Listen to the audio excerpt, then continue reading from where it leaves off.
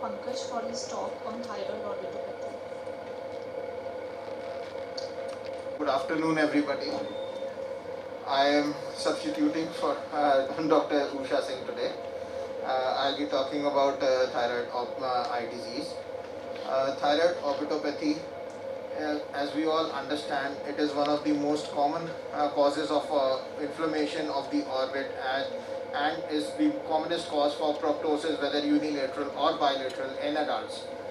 The term thyroid orbitopathy is incomplete. Actually, it's a thyroid ophthalmopathy because apart from changes in the orbit, there are changes in the eye as well. And the thyroid ophthalmopathy would be a more appropriate term for a patient having a thyroid eye disease. In most of these patients, they have some form of a thyroid hormone disbalance, hyperthyroidism being the commonest one, but it can be seen in patients with hypothyroidism, in thyroid cancers, as well as in patients who have euthyroid levels and are completely euthyroid clinically as well as by laboratory parameters. It's a clinical diagnosis in approximately 20% of the patients, and in the rest, it's supported by ancillary investigations. There is inflammation of periocular soft tissues. There is overproduction of glycosaminoglycans by orbital fibroblasts, and there is hyperplasia of the orbital adipose tissue. These three features that are acting in tandem with each other, they constitute what we really call the thyroid orbitopathy. The pathophysiology is actually quite complex, and it is not feasible for me to explain it to you in these 10 minutes. But if you can understand the three processes that are happening because of inflammation happening in the orbit, which is triggered by autoantibodies. Please remember, it's an autoimmune disease, and it is triggered by autoantibodies, thyroid TSH receptors, antibodies directed against TSH receptors, thyroid peroxidase antibodies, amongst others. That should be good enough. The progression of the disease is well depicted by this Rundle's curve. Whenever you are talking to a patient or examining a patient of a thyroid eye disease, this is what you have to tell the patient also, that this is how the disease is going to behave. It initially, from the baseline, it will progress initially for a few years. If untreated, it will progress fast. If treated, the progression is slow. It reaches a peak, and thereafter it then plateaus. The plateau thereafter is going to remain constant. So a patient with, say, who has developed proptosis or eyelid retraction, those features may not go away completely, and the patient has to be told all that whenever you are counseling that patient. Initial phase followed by a plateau phase, followed by a phase of gradual spontaneous improvement is going to follow, eventually until after which there is no further change, and all these changes take approximately 4 to 5 years for any individual patient. Most of the patients have mild symptomatology, the commonest symptoms being a retraction of the eyelid or a forward protrusion of the eyeball. Apart from others, the the commonest symptom that patients come to us with is a swelling around the eye, a forward protrusion of the eye, or a widening of the palpebral fissure because of eyelid retraction. And eyelid retraction as well as proptosis happen to be the commonest signs of the disease, and these two are followed by inflammation, which will be seen as conjunctival congestion, especially at the insertion of the recti or at at the limbus, and in occasional patients the intraocular pressure also is raised because of changes happening in the orbit. whenever taking a history, of course you take a complete history, you insist upon or you emphasize upon the complaints, the onset, progression, any diurnal variation of the symptoms, the thyroid status, any history of smoking, because it's the most important modifiable risk factor for the disease. And family history of thyroid or thyroid eye disease or any systemic history. Apart from the rest of the examination, the visual acuity, the best corrected visual acuity and color vision, these are important as when serially following up the patient, as they can indicate the functioning of the optic nerve, which gets affected in later parts or in later phases or in severe form of thyroid eye disease. The eyelid is, as I said before, is the commonest symptom of thyroid eye disease is eyelid retraction. Retraction involving the upper eyelid is also known as the Dalrymple sign. There is a plethora of lid signs that have been described in the literature, but if you can remember just 2 or 3 important ones. Dalrymple sign is retraction of upper eyelid. Stellwax is an infrequent and incomplete blinking of the eye. Von Graff is lid lag, as you see in the second photograph. A lag of the eyelid with the patient looking in down gaze. A Griffith sign is a lag of the lower eyelid when patient looks in up gaze. Lag of thalamus can be seen in occasional patients where the retraction is accompanied by proptosis as well. Proptosis in these patients is usually axial and eyeballs are mostly aligned. Proptosis, we all understand, it's a forward protrusion of the eye in relation to the orbit and is measured. The quantification is by exophthalmometry. A difference of 2 millimeters or more between the two eyes, or an absolute value in Indian population of more than 21 mm, is significant. Conjunctival inflammation or congestion is especially involving the caruncle is significant, and over the insertion of the recti where the recti or the extraocular muscles are involved. Cornea can be involved if there is exposure keratopathy or there is superior limbic keratoconjunctivitis or corneal exposure because of extreme proptosis. Strabismus can be seen in approximately 50% of the untreated thyroid eye disease patients. And the myopathy that happens involves most commonly the inferior rectus muscle followed by the others and is associated with congestion in the orbit. This myopathy is going to lead to a tendon sparing form of muscle thickening in patients of thyroid, and this is virtually pathognomonic of thyroid eye disease, a tendon sparing myositis.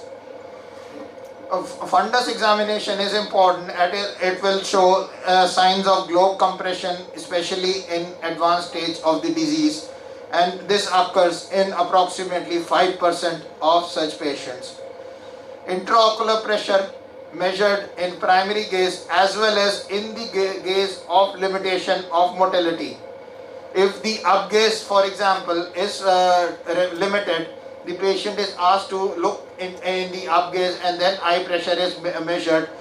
A difference of more than 4 is indicative of restriction which is associated with thyroid eye disease, and a value more of difference of more than 8 between the primary gaze and the up gaze is indicative of impending optic nerve damage, and those patients need intraocular pressure lowering agents. Diplopia charting and visual field charting, again they are important. Diplopia for strabismus and visual fields for optic nerve function. There is a difference between disease activity and disease severity. Activity is pertaining to the inflammation that the patient's eye has, and severity is related to how severe the disease is in totality and is related to its quality of life and risk of vision loss. There are several systems of classification, but the latest one and the ones that we follow is the VISA classification. V stands for vision, I for inflammation, S for strabismus, and A for appearance of the patient. It evaluates all these four components, and the total score given is 20. This visa classification was given by Dr. Rootman and his associates, and is the one that is best suited for us for all the previous classifications that include the Hugo classification or the clinical activity scoring. They were all given by endocrinologists, and this is the one that best suits us. Although it's a bit lengthy, you may not memorize it completely. But this is the one that you will refer to whenever you are when you are convinced that this is thyroid eye disease, and when you are thereafter examining the patient, you got to measure the score. And as this chart gives it, you measure see the vision, the color vision, the inflammation.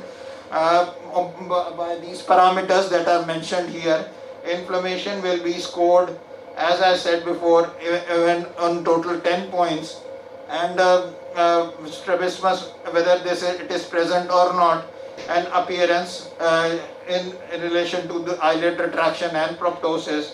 You grade the disease, and on all subsequent visits of the patient, you see whether the patient is improving, worsening, or is stable.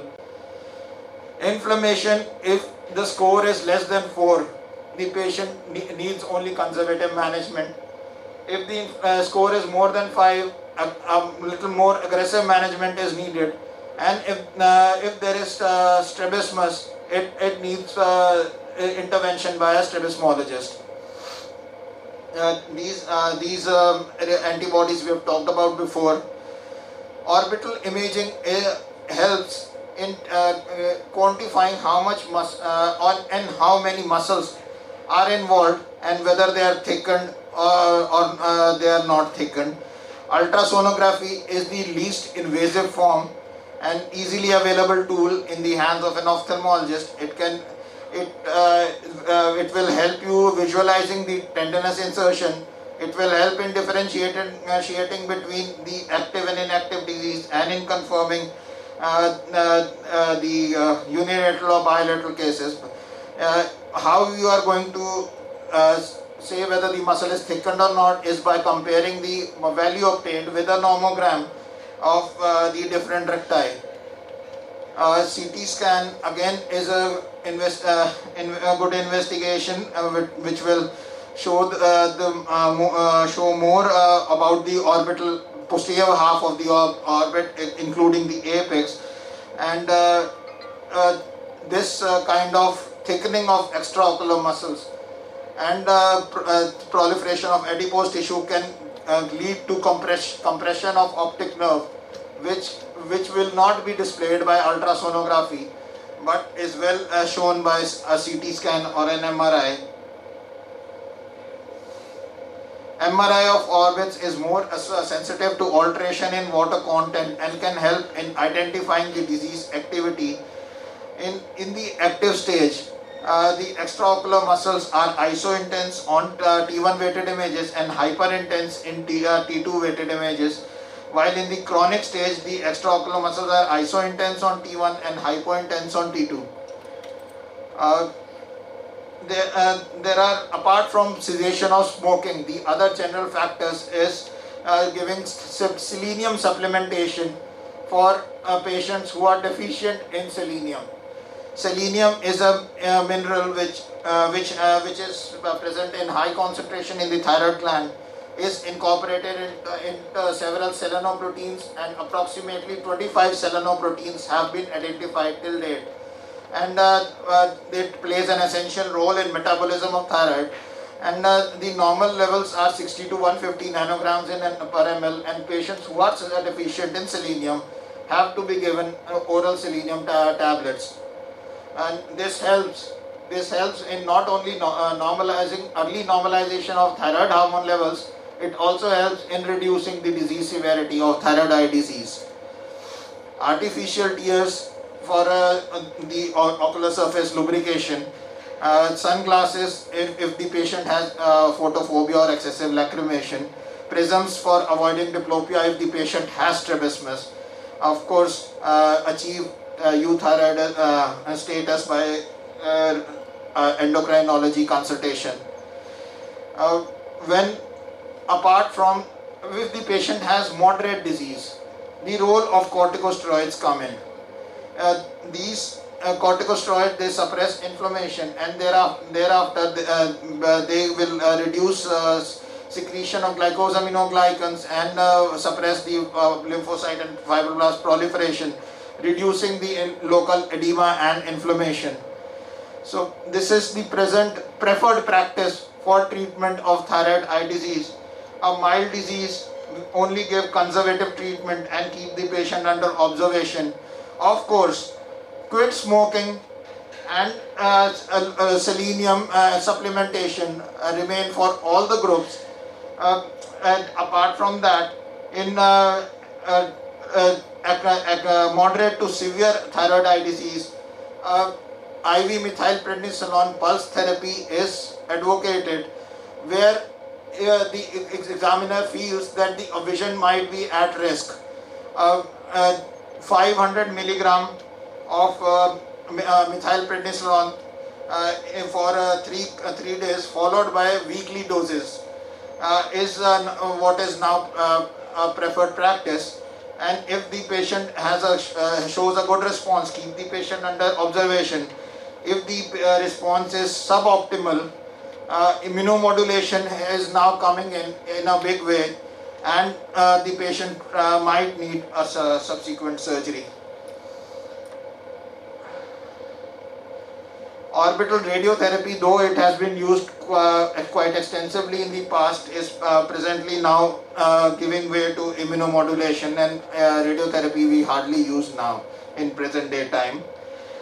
Local injections of Botox for eyelid retraction or for acute strabismus is what is now being given. An injection of triamcinolone transconjunctively into the upper lid for patients having lid retraction associated with inflammation is the preferred practice.